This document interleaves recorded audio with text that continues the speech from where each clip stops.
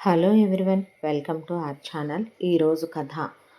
రాజశేఖర్ తల్లిదండ్రులు పోతూ పోతూ ఆయనకి ఒక 10 ఎకరాల పొలం, అలాగే ఒక మండువా లోగిలి ఇల్లు, రాజశేఖర్కి పెళ్లి చేసి భార్య చాముండేశ్వరికి కాస్త బాగానే నగ నట్ర ముట్ట చెప్పి పైకి పోయారు.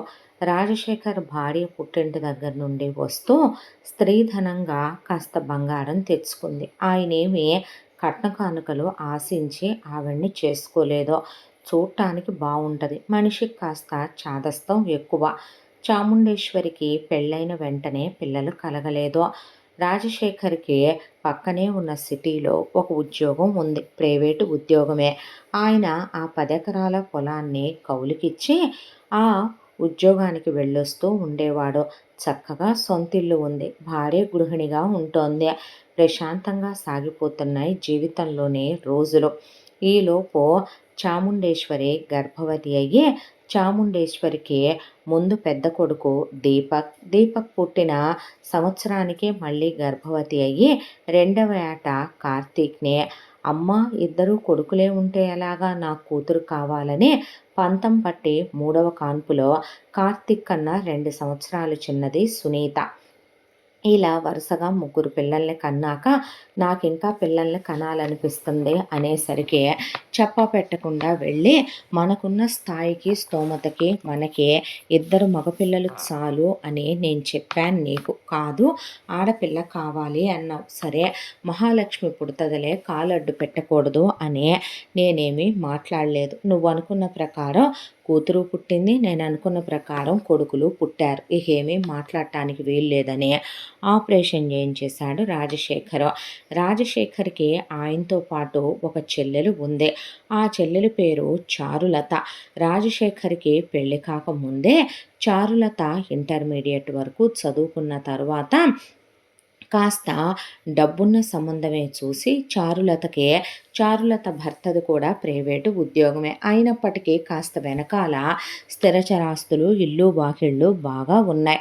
చూసి రాజశేఖర్ తల్లిదండ్రులు వాళ్ళకుంది 20 ఎకరాల పొలం అయితే కూతురు కొడుకు వేరువేరు కాదని చారులతకి 10 ఎకరాల పొలం పెట్టి ఇక్కడ రాజశేఖర్కి ఇల్లు పెట్టామనే దాంతో చారులతకి ల్యాండ్ ఇచ్చి ఇక్కడ రాజశేఖర్ భార్యకి ఎంత బంగారం అయితే పెట్టారో అంతే బంగారం చారులతకి సమానంగా పెట్టి చారులతకి పెళ్లి చేసి పంపించేశారు.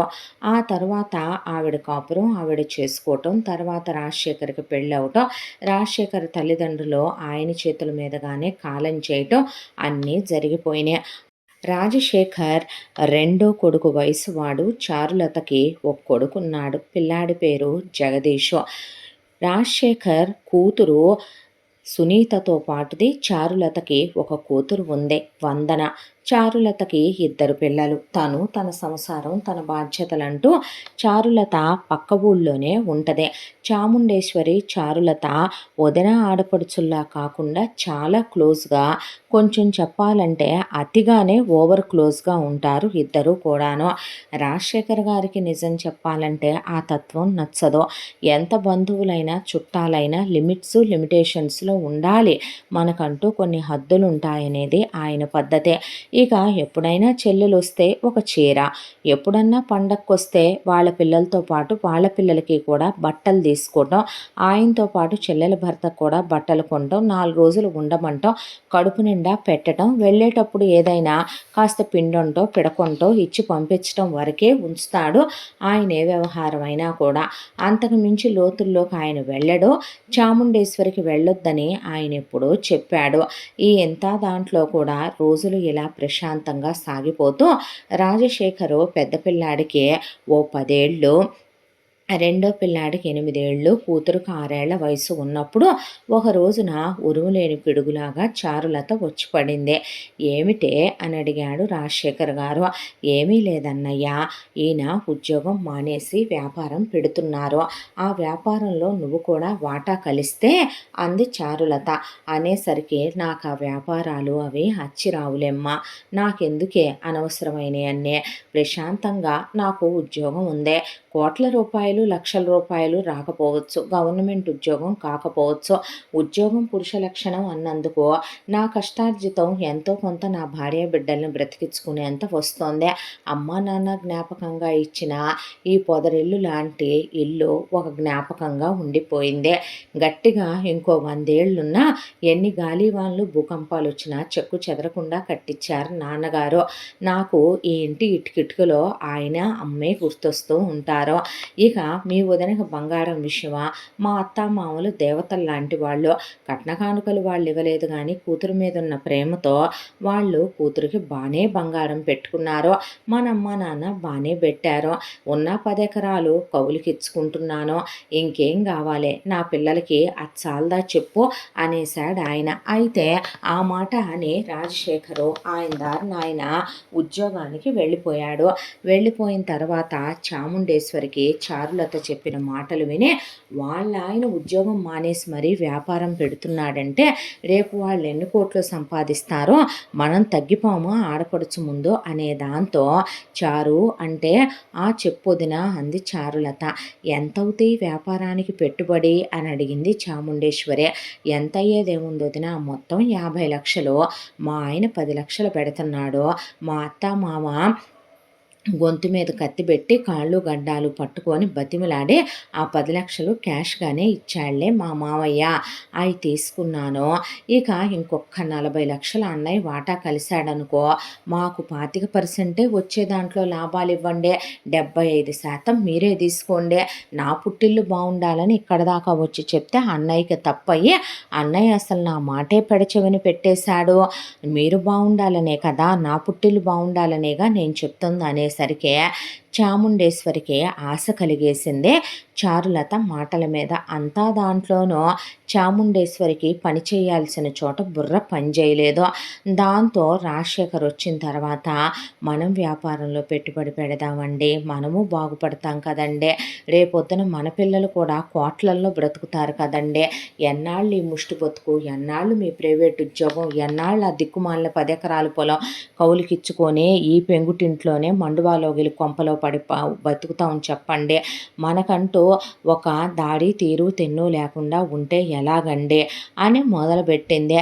నీకేం తెలీదు, పిచ్చి మాటలు మాట్లాడుకు చాము, ఇదే వ్యాపారం, నీకు అర్థం కావట్లేదు, చెప్తుంటే తేడా వస్తే బెడిసి కొడితే ఎక్కడికి వెళ్ళి పడతామో తెలుసా అంటే, మీరు ఉద్యోగం మానకండి, మీ చెల్లెలు భర్తే మొత్తం చూసుకుంటాడు, చలపతికి ఆ మాత్రం తెలీదా ఏంటండి, మరీ కాకపోతే అనేసరికి ఆయన ససేమిరా అంటే నేను ఉరిపోసుకొని చస్తానని, బావిలో దూకుతానని, విషం దాగుతానని, రైలు కింద పడతానని, ఆయన ఆఫీస్కి వెళ్ళి పని చేసుకొని ఇవ్వకుండా గంటకోసారి ఫోన్ చేసి ఆడవటం, చచ్చిపోతున్నానంటాం, నేను ఎవరి కోసం చెప్తున్నాను, పిల్లల కోసం కాదా, పోయిన మీ అమ్మా నాన్నల మీదొట్టు, మా అమ్మ నాన్న మీదొట్టు అన్న ఆయన కదలలేదు.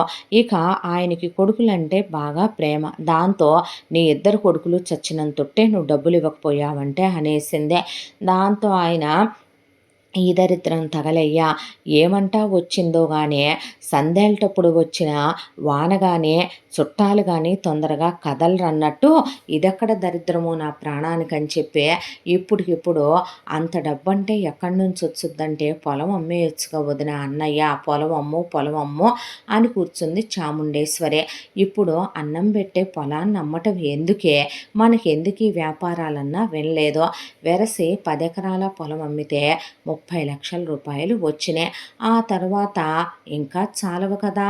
దాంతో చాముండేశ్వరికి ఒక 4 గాజులు, 2 పేటల గొలుసు, నల్లబూసలు ఉంచుకొని ముత్తైదు కాబట్టి ఇక మిగతా మొత్తం బంగారము ఇచ్చేసింది. దాన్ని అమ్మేశారు. అమ్మిన తర్వాత కూడా చాలవనేసరికి ఆ ఉన్న మండువాలోగిలి ఇల్లు కూడా అమ్మిచ్చే సంసారం టౌన్లో అద్దింట్లోకి మార్పిచ్చింది చాముండేశ్వరి. ఆ తర్వాత వీళ్ళేమో టౌన్కి వెళ్ళిపోయారు. 40 లక్షల రూపాయల డబ్బేమో చారులత మొగుడు చలపతి తీసుకున్నాడు. ఆ తర్వాత వ్యాపారం మొదలుపెట్టాడు. వ్యాపారం మధ్యలో వెళ్ళి రాజశేఖర్ గారు చూసుకుందామంటే ఒక్కసారి మా ఆయనకు అప్పచెప్పిన తర్వాత అన్నయ్య వచ్చి చూస్తే ఆయన తన నమ్మలేదని బాధపడరా వదిన అంది చారులత. చాచా మీ అన్నయ్య నేనెందుకు రాణిస్తాను అని ఆయన వెళదాం అనుకున్నా, మీరు వెళ్ళటానికి వీల్లేదు, ఒక్కసారి లాభాలు వచ్చాక తీసుకోవటానికి వెళ్దాంలేండి, అప్పుడు మీరే కళ్ళు తిరిగి పడిపోతారని ఆయన్ని కదలనివ్వలేదు. ఇలా కరెక్ట్‌గా ఒక్క సంవత్సరం తిరిగొచ్చిందో లేదో వ్యాపారంలో మొత్తం నష్టాలొచ్చినాయని చారులత తన్నెత్తిన గుడ్డేసుకున్నానని లబోదిబోమంట వచ్చి చెప్పిందే. రూపాయ, రూ. 2 వచ్చిన నష్టం 40,00,000 రూపాయలు. ఉన్న ఆస్తి, బంగారం, నిలవ నీడ లేకుండా ఇల్లు మొత్తం పెళ్ళాం మాట, చెల్లెల మాట విని చెల్లెల మొగుడేదో సమర్థుడని తీసుకెళ్ళి చేతిలో పోస్తే, నీ మొగుడికి బుద్ధి జ్ఞానం ఉందా? నీకసలు బుర్ర పని చేస్తుందా? శనిదేవత దాపరిచ్చినట్టు, దరిద్రం దాపరిచ్చినట్టు దాపరిచ్చావు కదే పనికి మాలిందానా. పుట్టింటిని పైకి తీసుకొచ్చే ఆడవాళ్ళని చూశాను, పుట్టింటిని కోల్దోసేదానివి నువ్వెక్కడ ఆడదానివే అసలు అని ఆయన అనేపాటికి రోషం పొడుచుకొచ్చిందే చారులతకే. నీదే నష్టపోయిందన్నట్టు మాట్లాడతావేంటన్నయ్యా? నాది నష్టపోలేదా చెప్పు? 10 లక్షలు నోరు ముయ్యవే బుద్ధి తక్కువదానా. ఈ కడుపుకి గడ్డి తినేదానికి దీనికి వివరం లేక తెలియలేదు. నేను ఇంకా నువ్వు కూడాను డబ్బులు ఎక్కడి నుంచి తలతాకట్టు పెట్టి తెచ్చావా అని తేరుకొని కనుక్కునేలోపు నీ 10 ఎకరాల పొలం అమ్మా నాన్న ఇచ్చింది కదలకుండా అలాగే ఉంచుకున్నావు. నీ మొగుడు ఆస్తిపాస్తులు కదలనివ్వలేదు. అమ్మా నాన్న ఇచ్చిన బంగారం కదలనివ్వలేదు, స్థలం కదలనివ్వలేదు. మీ అత్తామామల నెత్తి మీద చేయబెట్టి 10 లక్షలు తెచ్చావు. ఇది చూస్తేనేమో ఉన్నాయి మొత్తం ఊడ్చిపెట్టించిందే. ఇప్పుడు నా బిడ్డల పరిస్థితి ఏంటి, నా పరిస్థితి ఏంటి? ఇంకా నువ్వు పోలేదుగా అన్నయ్య, నీకు ఉద్యోగం ఉందగా అనేపాటికి ఆయన చిచ్చి దరిద్రపు దాన, ఇంకెప్పుడు నా కొంపకు రాబాకంటే మాకే అంతిదే అని వెళ్ళిపోయి తెలివిగా కనీసం మాట మాత్రమైనా అన్నకి చెప్పకుండా వాళ్ళ నష్టాలు వచ్చి బాధపడుతున్నా చూస్తూ ఊరుకొని ఆ తర్వాత మొగుడుతో మాత్రం గవర్నమెంట్ పోస్టుకి కోచింగ్కి పంపించి మరీ గవర్నమెంట్ ఉద్యోగం రాయించుకుంది చలపతితో. ఇంకా ఏజ్ లిమిట్ ఉండటం వల్ల చలపతికి గవర్నమెంట్ పోస్ట్ వచ్చిందే. దానికి అత్తామామల్ని పీకి పీకి డబ్బులు పెట్టించి ఇంకాస్త పెద్ద పోస్టులోకి రికమెండ్ చేయించింది మొగుడినే. ఇటువైపున మాట మాత్రమన్నా రాజశేఖరు నాకు చెప్పుంటే నేను కూడా వెళ్ళి రాసుండేవాడిని కదా. ఈ దిగుల్లో పడి నేను మర్చిపోయాను. తీరా తేరుకొని వెళ్ళేపాటికి ఏజ్ లిమిట్ అయిపోయింది. మాట మాత్రమైనా అన్నయ్యకి చెప్పలేదేమే అనేసరికి ఏమో నాకేం తెలుసు అనేసింది చారులత. ఈ ఎంత దాంట్లో మూలిగే నక్క మీద తాటికాయ పడ్డట్టు రాజశేఖర్ వాళ్ళ పొలం ఆయన ఎప్పుడైతే అమ్మాడో, వేరే వాళ్ళు ఎప్పుడైతే కొనుక్కున్నారో ఫ్లైఓవర్ పడి ఎకరం ₹1,00,00,000 పెరిగింది అది రేటు. అమ్ముకున్న రాజశేఖర్ దరిద్రుడు, కొనుక్కున్న వాళ్ళ అదృష్టవంతులని ఊళ్ళో వాళ్ళంతా అనుకుని ఆడపిల్లయ్యుండి చెల్లెలు ఆపాటే ఉంచుకుంది 10 ఎకరాలు. ఆ 10 ఎకరాలు బిట్టు 10 కోట్ల రూపాయలు. ఈ రోజున వాళ్ళ పిల్లలు తినబుట్టారు, రేపు బంగారపు నోటితో తింటారు. రాజశేఖర్ పిల్లలు దరిద్రం ఏదో మూట కట్టుకొని నెత్తి మీద పుట్టారు. ఇంకేముంది, ఇక ఉన్నది మొత్తం ఊడిసి వ్యాపారం పెట్టి స్వాహ అనుకునేసరికి ఆయన మొహం ఎర్రగా అయిపోయింది. కూర్చొని మొహంలో రక్తపు చుక్క లేదు. చాముండేశ్వరి దగ్గరికి వెళ్ళి అయ్యా అయ్యా అనేపాటికి ఆయన కుడికాలు చెప్పు తీసి చేత్తో పట్టుకున్నాడు. పట్టుకుంటే కొడతాడేమోనని వెనక్కి తగ్గితే ఆ చెప్పుతో ఆయనే కొట్టుకుంటుంటే, చెప్పుతో కొట్టుకోమాకయ్యా అంటే, నిన్ను కొట్టలేనుగా, నాకు సంస్కారం ఉందిగా, పెళ్ళాన్ని కొట్టేంత కుసంస్కారిగా నన్ను మా అమ్మ నాన్నలు పెంచలేదుగా, నా రాత దరిద్రం పట్టి నిన్ను చేసుకున్నాను. అదే దరిద్రం నా చెల్లెల రూపంలో నా తోడ పుట్టి నన్ను మీ ఇద్దరూ కలిసే నిండా ముంచేశారు. ఇప్పుడు ప్రశాంతంగా ఉందా మీ ఇద్దరి మనస్సు అనే ఆయన ఒకవైపున లోకులు పలు కాకుల్లా గుచ్చి మాట్లాడటం. ఇంకా ఏ హోప్తో బతకాలి? ఉన్న ప్రైవేట్ ఉద్యోగంతో 3 పిల్లల్ని పెంచుకురావటం అంటే మాటల న్యాయాలు ధర్మాలు ఎన్ని మాట్లాడుకున్నా ఎంతోటి జీతం వచ్చుద్దే. ఒకవైపున అద్దె, కరెంటు బిల్లు, గ్యాసు, ఉప్పు పప్పులు అన్నీ కొనుక్కోవాలి. మరొక వైపున పెళ్ళాం పిల్లల్ని పోషించాలి. ఒకటైతే నయమే, పండగలు పబ్బాలు కనీసం అన్నీ మార్చుకున్నా కడుపుకు 3 పూట్ల తిండన్నా తినాలిగా, పిల్లలకి ఫీజులు కట్టైనా చదివించాలిగా. వెధవ జీవితం అనిపించే ఊరేసుకుందామని ఆయన స్టూల్ మీదకెక్కి నుంచునేసరికి పిల్లలిద్దరూ వెళ్ళి ఆయన 2 కాళ్ళు వాటేసుకున్నారు కొడుకులో. నాన్న నువ్వు చచ్చిపోతే మేము చచ్చిపోతాం అనేసరికి కడుపులో దిగులు నిండిపోయింది ఆయనకి. దాంతో కిందకి దిగి పిల్లలిద్దరినీ కౌగిలించుకొని మీకోసమైనా బతకాలేమోలేయ్యా నేను అన్న తర్వాత కూతురు నాన్న చచ్చిపోవట్లేదంటమ్మా, నువ్వు టెన్షన్ పడబాక అని చెప్పింది. చెప్పేసరికి 6 ఏళ్ల పిల్లయుండే కూతురు అలా అనేసరికి పొమ్మంటావే నన్ను అన్నాడు ఆయన. నేను పొమ్మంటే పోతావా, ఉండమంటే ఉంటావా అని వెళ్ళిపోయింది కూతురు. అంతా దాంట్లో కొడుకులు ఆయన్ని కావలిచ్చుకొని ఏడ్చిన తర్వాత కష్టమో నిష్ఠూరమో తల తాకట్టు పెట్టైనా మిమ్మల్ని మాత్రం ప్రయోజకుల్ని చేస్తానయ్యా, నాలా మిమ్మల్ని అవ్వనివ్వనయ్యా అనుకుని ఆయన గుండె దిట్టవు చేసుకొని, పుట్టినందుకు బతికి ఏడవాలి తప్పదు కదా, చేసుకున్న దాన్ని కొట్టుకొని తిట్టుకునే మనిషి ఆయన కాదు కాబట్టే అలా రోజులు గడుపుకొస్తూ ఒకవైపున ఉద్యోగానికి వెళ్ళటం, ఆ తర్వాత ఖాళీ ఉండకుండా ట్యూషన్లు పెట్టి పిల్లలకి ట్యూషన్లు చెప్పుకోవటం, మరొక వైపున ఎవరు ఏ చిన్న పనుందన్నా సరే కాదనకుండా వాళ్ళకి చేసి పెడుతూ ఉండేవాడు. రాజశేఖర్ ఏదైనా కొంచెం ల్యాండ్ ఉంటే చూసి పెట్టవయ్యా అంటే చూసి వాళ్ళు కమిషన్కి ఇచ్చిన డబ్బులు, ఎవరైనా ఇల్లుందేమో చూసి పెట్టమంటే చూసి పెట్టి వాళ్ళు కమిషన్కి ఇచ్చిన డబ్బులు, చివరికి ఆయన ఇళ్ళు స్థలాలు కొని అమ్మే బ్రోకర్ కింద, వాళ్ళకి వీళ్ళకి చూపించి పర్సంటేజ్ తీసుకొని అమ్మే బ్రోకర్ కింద కూడా అయిపోయానని కళ్ళల్లో నీళ్లు తిరుగుతూ ఉండేవే. ఏది ఏమైనా పిల్లల కోసం రోజులు నెట్టుకు రావాలి కాబట్టి పిల్లల్ని స్కూల్లో వేసి వాళ్ళ చదువులు ఆగకూడదని ఉన్నంతలోనే కాస్త మంచి స్కూల్లోనే వేసి చదివించుకురావటం మొదలుపెట్టాడు. పిల్లలు త్వరగా కెరియర్లో సెటిల్ అవ్వాలి అనే దాంతో పెద్ద కొడుకుని ఒక 3 క్లాసులు, రెండో కొడుకుని ఒక 3 క్లాసులు జంప్ చేయించేశాడు. ప్రిన్సిపల్ గారు కూడా రాజశేఖర్ గారు ఒకప్పుడు బ్రతికిన బ్రతుక్కే, ఈ రోజున ఆయన దెబ్బతిన్న పరిస్థితికే పిల్లలు 100కి 100 మార్కులు తెచ్చుకోవటం, దానికి తోడు సమ్మర్లో కూడా వదలకుండా ఆయన చదివించటం, వాళ్ళు స్కిప్ చేసిన క్లాసుల్లో ఉన్న మెయిన్ సబ్జెక్టులన్నీ ఆయనే కూర్చోబెట్టి చదివించుకోవటంతో పిల్లలకి ఆయన టెస్ట్ చేసి చూసిన ఐక్యూ లెవెల్స్ బాగుండటంతో ప్రిన్సిపల్ గారు జంప్ చేశాడు. ఆ తర్వాత కూతుర్ని కూడా జంప్ చేయమని అడిగాడు రాజశేఖర్ గారు. రాజశేఖర్ గారు ఒక్క మాట చెప్పమంటారా, మీ అమ్మాయి గురించి చెప్పాలంటేనండి, సేమ్ క్లాసే మీ అమ్మాయి చదువుతున్నప్పటికీ మాకు మీ మొహం చూసి ఎడం చేయికి పని చెప్పక మీ అమ్మాయి పేపర్లు టీచర్లు రాసి మార్కులేక తప్పట్లేదండి. మీ పరిస్థితి చూసి మేము కొట్టలేక తిట్టలేక ఊరుకుంటున్నాం. మొన్న ఒకసారి టీచర్ గారు మీ అమ్మాయి ఏదో తప్పుగా రాసిందని ఒక దెబ్బ వేసిందంట.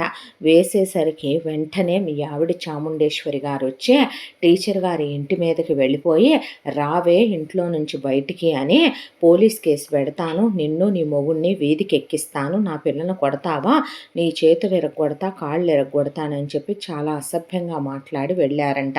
ఇలాగే చేస్తే అడ్మిషన్ క్యాన్సిల్ చేస్తామని చెప్పేసరికి వెళ్ళావా అంటే, అవును మరి వెధవ చదువు కోసమని నా కూతుర్ని కొట్టుద్దా, వెధవ చదువు, ఆ వెధవ చదువే లేకపోతే రేపొద్దున నీ కూతుర్ని ఎవడు చేసుకుంటాడో అర్థమవుతుందా నీకు అంటే, పర్వాలేదులే నువ్వు బతికే ఉన్నావుగా, నేనేం విధవని కాలేదుగా, నేను విధవనయ్యానా నువ్వు పొయ్యావా, తండ్రిగా దానికి కట్నం ఇచ్చి పెళ్లి చేయాల్సిన బాధ్యత నీది కాదా అనేపాటికి ఆయన గుండె మండిపోయి ఏం మాట్లాడకుండా కూర్చున్నాడు. ఈలోపు మగపిల్లలు మెరిట్తోనే చదువుకుంటూ వచ్చి పాపం ఇంటర్లో చాలా మంచిగా మార్కులు, ఎంసెట్లో ర్యాంకు తెచ్చుకున్నాక తల తాకట్టు పెట్టైనా మిమ్మల్ని నేను చదివిస్తానయ్యా, ఎలాగైనా మీరు చదువుకోవాలని ముందు పెద్దబ్బాయిని ఇంజనీరింగ్లో చేరిస్తే పెద్దబ్బాయి ఇంజనీరింగ్ ఫైనల్ ఇయర్లో ఉండంగానే రెండో అబ్బాయి కూడా ఈ సెకండ్ ఇయర్కి వచ్చేసాడు. ఆ తర్వాత పెద్దబ్బాయిని ఎట్టి పరిస్థితుల్లో నువ్వు పీజీ కంప్లీట్ చేయాలి కన్నా అని చెప్తే పీజీ కంప్లీట్ చేశాడు దీపక్. ఆ తర్వాత దీపక్ని టాలెంట్ మీద మంచి ఎంఎన్సి కంపెనీలోనే మంచి జీతానికి ఉద్యోగం వచ్చింది. నాన్నగారు ఇంకా మీరు కష్టపడొద్దు, అప్పులు చేయకూడదు అనే దాంతో మీరు మనిషిలా కాదు మిషన్లా రోబోట్లా కష్టపడ్డారు ఇన్ని సంవత్సరాలు. తమ్ముడిని నేను చదివిస్తాను, మీరు టెన్షన్ పడకండి అని చెప్పి, తమ్ముడు నాకన్నా 2 ఏళ్లేగా నాన్న చిన్నోడు, ఈ 2 సంవత్సరాలు నేను చూసుకుంటాను, వాడి సంగతి మీరు టెన్షన్ పడొద్దని తమ్ముడికి 2 సంవత్సరాలు ఫీజు కట్టే తమ్ముడిని చదివిస్తూ, తమ్ముడు నువ్వు చదువు కంప్లీట్ చేసుకోమ్మా, మా ఆఫీసులోనే నేను నీకు కూడా పోస్టింగ్ ఇప్పించుకుంటాను అని చెప్పాడు తమ్ముడికి.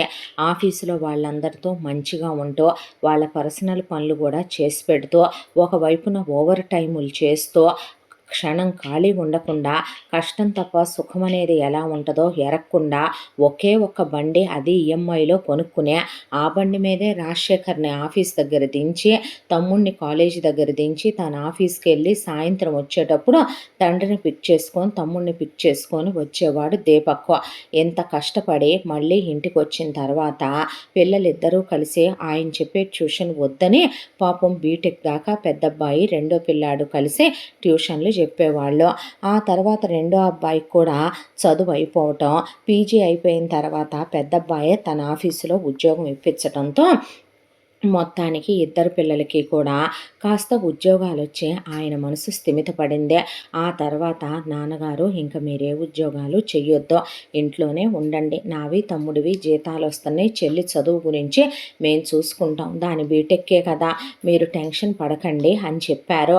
చెప్పి ఆయన చేత బలవంతంగా ఉద్యోగం మాన్పించారు. నిజంగా అలసిపోయాడు ఆయన. శారీరకంగా పైకి బాగున్నట్టే కనపడినా మనిషి తను మోయాల్సిన బరువు కన్నా టన్నులు బరువులు కుటుంబ బాధ్యతలు మోసిన మనిషి ఎంత కుంగిపోతాడో అలిసిపోయి ఆయనకు వచ్చిన చిన్న వయసులో వార్ధక్యమే పిల్లలకు అర్థమయ్యేలా చేసింది ఆ పరిస్థితి. దాంతో ఆయన్నే ఇంటి పట్టునే ఉండండి నాన్న, మీ కాలక్షేపానికి ఏమీ తోచకపోతే లైబ్రరీలో బుక్స్ తెచ్చిస్తాం చదువుకోండి అని చెప్తే ఖాళీగా ఉంటే ఏం తోచదులేయ్యా, ఇదివరకు అంత కష్టమైన పని కాకపోయినా కాస్త తేలిగ్గా ఉండేది చూసుకుంటా లేరా అని చెప్పి తేలిగ్గా ఉండే పని చూసుకొని వెళుతున్నాడే తప్ప ఆయన మాత్రం ఖాళీగా ఉండనన్నాడు కొడుకులతో. చెప్తే వినరుగా నాన్న మీరు అన్న తర్వాత, నాన్న నేను తమ్ముడు చిన్నవాళ్ళమే, మీరు 3 క్లాసులు జంప్ చేయించడం వల్ల మేము చిన్న వయసులోనే పీజీలు కంప్లీట్ చేసాం, ఇప్పుడే నేను తమ్ముడు పెళ్లి చేసుకోవాలనుకోవట్లేదు, కాబట్టి మీరెప్పటి నుంచో కన్న కల గోడ మీద మీరు కట్టించి పెట్టుకున్న ఆ ఇల్లు ఫోటో ఫ్రేము రోజు మీరు పొద్దున్నే లేవగానే చూసుకుంటారు, రాత్రి పడుకునేటప్పుడు చూసుకుంటారు, ఒక స్థలం కొనుక్కొని ఇల్లు కట్టించుకుందాం నాన్న, ఒక్క 3 సంవత్సరాలు తమ్ముడు నేను కష్టపడతాము, ఆ తర్వాత ఈలోపు మనం ఇల్లు కట్టేసుకొని చెల్లికి పెళ్లి చేసిన తర్వాత అప్పుడు మేమిద్దరం పెళ్ళిళ్ళు చేసుకుంటామంటే ఆయన గుండె ఆనందంతో నిండిపోయా, ఆయన కళ్ళు కన్నీళ్లతో ద్రవించేశాయి. ఆ తర్వాత పాపం పిల్లలిద్దరూ కలిసి ఒకే బండి మీద ఆఫీస్కి వెళ్ళి ఒకే బండి మీద ఆఫీసు నుంచి వచ్చి ఎవరినైనా ప్రేమిస్తున్నారయ్యా అంటే వద్దు నాన్న, ఈ ప్రేమలు ఇలాంటివన్నీ మనలాంటి వాళ్ళకి సెట్ అవ్వవు, మేము చెయ్యాల్సినటువంటి పనులు తప్ప మాకు ఈ ప్రేమలు గేమలు ఏమీ కనిపించట్లేదు నాన్న అనేసారు కొడుకులిద్దరూ. పొద్దున్న లేచిన దగ్గర నుంచి ఒకవైపున ఉద్యోగాలకి వెళ్ళి రావటం, మరొక వైపున ట్యూషన్లు చెప్పటం, ఒక్క నిమిషం ఖాళీ లేకుండా 3 సంవత్సరాలకి వాళ్ళ సంపాదన మొత్తం కలిపి 50 లక్షల పైమాటే అయ్యిందే. పెద్ద పిల్లాడు రెండో పిల్లాడు వాళ్ళకి ఏ వ్యసనాలు లేవు కాబట్టి ఇంటి ఖర్చులకు కూడా జాగ్రత్తగా డబ్బుల్ని వాడుతూ కూతురికి ఫీజులు కడుతూ ఒకవైపున సేవింగ్స్ చేసుకుంటూ ట్యూషన్లు చెప్తూ రూపాయి కూడబెట్టుకొచ్చారు. ఇక ఒక చోట ల్యాండ్ చూసుకుంటే ఆ ల్యాండ్ ఒక 20 లక్షలనే, ఒక 30 లక్షల్లో 4 BHK ఇండివిడ్యువల్ హౌస్ బాగా విశాలంగా కట్టించిస్తాను అని చెప్పి ఒక అతనితో మాట్లాడుకొని కూడా వచ్చారు. వచ్చిన తర్వాత రేపు మాపు మంచి రోజు చూసి శంకుస్థాపన చేయించేసుకుందాం నాన్న అని చెప్తే ఆయన గుండె ఆనందంతో నిండిపోయి ఆ రోజున గుడికి కూడా వెళ్ళొచ్చారు. ఆ తరువాత తొందరలోనే పండగ ఉంది అని చెప్పి బట్టలు కొనుక్కోవటానికి వెళ్ళే టైం కూడా లేదు దీపక్కి కార్తీక్కి. ఇద్దరికి ఓవర్ టైములు కూడా చేస్తున్నారు. రాజశేఖర్ గారికి ఆయన పనిచేసే దగ్గర అక్కడ ఏదో ఫంక్షన్ ఉందని ఆయన్నే బాధ్యతలు చూసుకోమనేసరికి చాముండేశ్వరి సునీత కలిసి మాల్స్లోనే కొనుక్కుంటారు బట్టలు. వెళ్ళే వేళకే 10,000 ఇచ్చి మా ముగ్గురికి కూడా తెచ్చేసేయమనమని మీ ఇద్దరూ కొనుక్కోండని వాళ్ళిద్దరికీ ఒక 10,000 ఇచ్చారు. బట్టల కోసమని వెళ్ళిన వీళ్ళు ఆ బట్టల వరకు అమ్మ కూతుళ్ళు షాపింగ్ చేసేసుకున్నారు. చేసుకొని 10,000 బిల్ అయింది. ఇంకో 10,000 రూపాయలు ఉన్నాయి. న్యాయ ప్రకారం అయితే తండ్రికి అన్నలకి బట్టలు తీసుకోవాల్సింది పోయి సునీత, అమ్మ చూసావా ఎదురుగా కొత్తగా ఓపెన్ చేశారు పబ్బు, అక్కడికి వెళదాం పదమ్మా, మనం ఎప్పుడూ చూడలేదుగా చూసొద్దాము అంటే, ఇలాంటి బట్టలు వేసుకోకూడదమ్మా అక్కడికనే చాముండేశ్వరిని కూడా తీసుకెళ్ళి ఇద్దరికి స్లీవ్లెస్ షార్ట్గా ఉండేవి మోకాళ్ళ పైకి ఉండేలాగా చెరొకటి స్కిన్ ఫిట్ ఫ్రాకులు తీసుకొని వాటిని వేసుకొని ఆ పక్కనే పార్లర్ ఉంటే అక్కడికి వెళ్ళి అప్పటికప్పుడు మేకప్ చేయించుకొని రెడీ అయ్యి ఉన్న డబ్బుల్లో నుంచి ఒక 5,000 అక్కడికి స్వాహా అయిపోయినాయి. చెప్పులు, హై హీల్స్ అవి ఇవి వేసుకొని ఆ తర్వాత అక్కడి నుంచి పబ్బుకెళ్ళాక డ్యాన్సులు చేశారు అమ్మ కూతుళ్ళు కాసేపు. చేసిన తర్వాత అమ్మ ఇక్కడ బోల్డ్ అన్ని కాక్టైల్స్ అని అమ్ముతారు, తాగి చూద్దామే, లైఫ్లో ఒక్కసారి నాన్నేమంటాళ్లే, ఈ పండక్కి నాన్న అన్నయ్యలు బట్టలు వేసుకోపోతే వచ్చిన నష్టమేముందే అంది కూతురు. అన్న తర్వాత సరేనని చాముండేశ్వరి తాగుదామనేసరికి అక్కడ టకీలాలు ఎయ్యయ్యో పెట్టుంటే నచ్చినట్టు తాగి చిందులేయటం మొదలుపెట్టారు. ఆ తర్వాత అక్కడ ఉన్నోళ్ళు కొంతమంది గ్యాంబ్లింగ్లు, ప్యాకాట్లు అవన్నీ కూడా ఒకవైపున ఆడుతూ ఉంటే బెట్టింగ్ గేమ్స్ లాంటివి సునీత కన్ను అటువైపుకు వెళ్ళిందే. మనం కూడా ఆడదాం రామ్మ అన్నాక ఇంటికి వెళ్దాంలేవే అంటే రామ్మ డబ్బులే డబ్బులు వర్షం కురుస్తాయని వాళ్ళమ్మని తీసుకొని వెళ్ళి ఆడటం మొదలుపెట్టారు. ముందు కొంతసేపు బాగానే నడిచిందే. ఆ తర్వాత వచ్చినవి పెట్టి వీళ్ళు ఫైనల్ టైము ఆడేసరికి వీళ్ళ దగ్గర ఉన్నవి మొత్తం పోయి ఎదురు డబ్బులు కట్టాల్సి వచ్చి వీళ్ళిద్దరిని లాక్ చేసేసారు వాళ్ళు. దాంతో ఎంత కట్టాలి అని అడిగితే 50 లక్షలు కట్టాలన్నారు.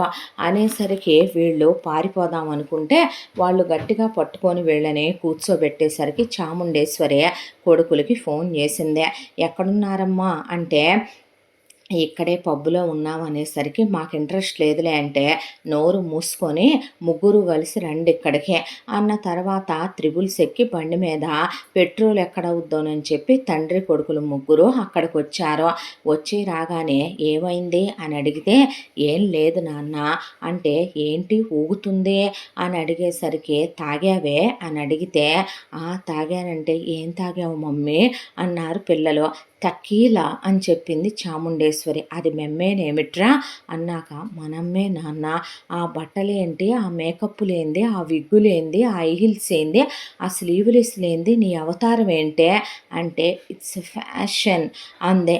ఏంది కళ్ళు అలా పడిపోతున్నాయి, ఎంత తాగి చచ్చారే అనేసరికి సర్లే ఇప్పుడు బిల్లు కట్టాలా, ఎంత 500 1000 ఎదవ దరిద్రపు గోల, పండగ పూట కొంపలో మనశ్శాంతి లేకుండా పెద్దోడ కట్టేయమ్మా వెళ్దాం అనేసరికి ఎక్కడికి వెళ్ళేది మీ వాళ్ళు ఇక్కడ బెట్టింగ్ గేమ్స్ ఆడితే ఎంత కట్టాలి అని అడిగేసరికి సునీత 5 అంది. 5 అంటే ఎంతే, 5,000 మీ ముదృష్టంగానో ఊరికినే వస్తున్నాయి అనుకుంటున్నారా అన్నయ్యల కష్టార్జితం అన్న తర్వాత అది కాదు నాన్న, ఎంత 50,000 చేశారా ఏంటే మీ ఇద్దరిని తగలయ్యా అనేపాటికి అబ్బా చెప్పేది విన్నా అన్న అంటే ఏంటే 50 లక్షలు కట్టాలి అనేసరికి కూర్చుండిపోయాడు ఆయన.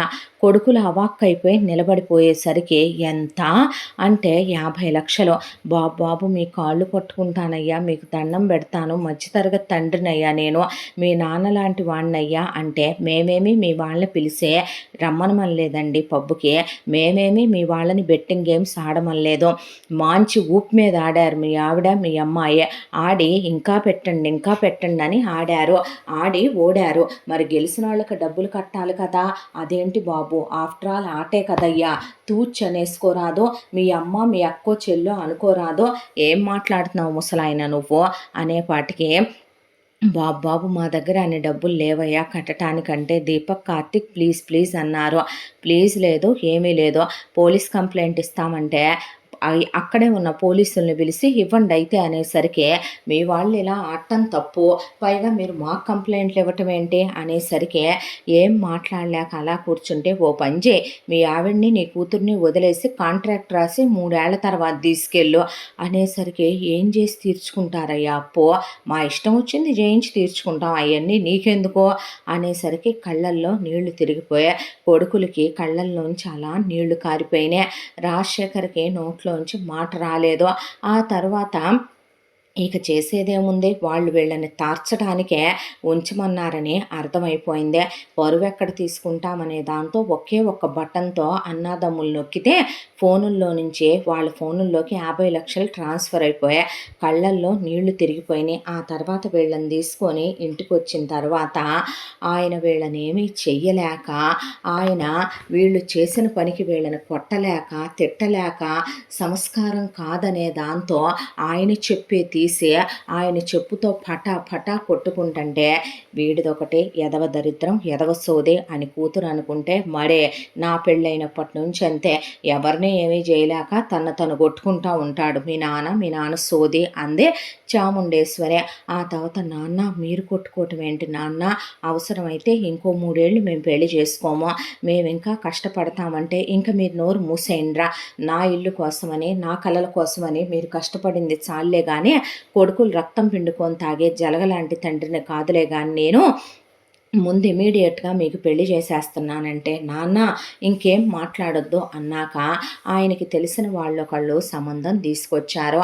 పిల్ల వాళ్ళు కజిన్ సిస్టర్స్ అవుతారు. తోడళ్ళుళ్ళ కూతుళ్ళు 2 పిల్లలు కూడా. ఒక అమ్మాయి పేరు ఊర్మిళ, ఒక అమ్మాయి పేరు సింధు. పిల్లలిద్దరూ ఇంజనీరింగ్లు చదివి ఉన్నారు. వాళ్ళ అమ్మా నాన్నలు 5 లక్షల కట్నం, ఒక్కొక్కళ్ళకి ఒక 20 తులాల బంగారం పెడతామని చెప్పారు. ఊర్మిళకి తమ్ముడున్నాడు, సింధుకి అన్నయ్య ఉన్నాడు, ఇంకా వాళ్ళ పెళ్లి కాల, ఉన్నదేదో మగపిల్లలకి పెట్టుకోవాలి కదండి మేము అని చెప్పేసరికి అసలు నాకే ఉందనమ్మా మీరు ఆ కట్నాలైనా ఇవ్వటానికి, రేపొద్దున నేను నా కొడుకులకి ఇచ్చేది అది కూడా లేదు, ఇంకా మీరు మీ బిడ్డలకు అయ్యన్నా ఇచ్చుకుంటాం అన్నాడు ఆయన. అన్న తర్వాత సింపుల్గా ఆయన చక్కగా పెళ్ళిళ్ళు అయిపోయి కోడళ్ళు కొడుకుల జీవితాల్లోకి అడుగు పెట్టారు. చాముండేశ్వరి ఏమీ కోడళ్ళని ఆరళ్ళు పెట్టని అత్త కాదు.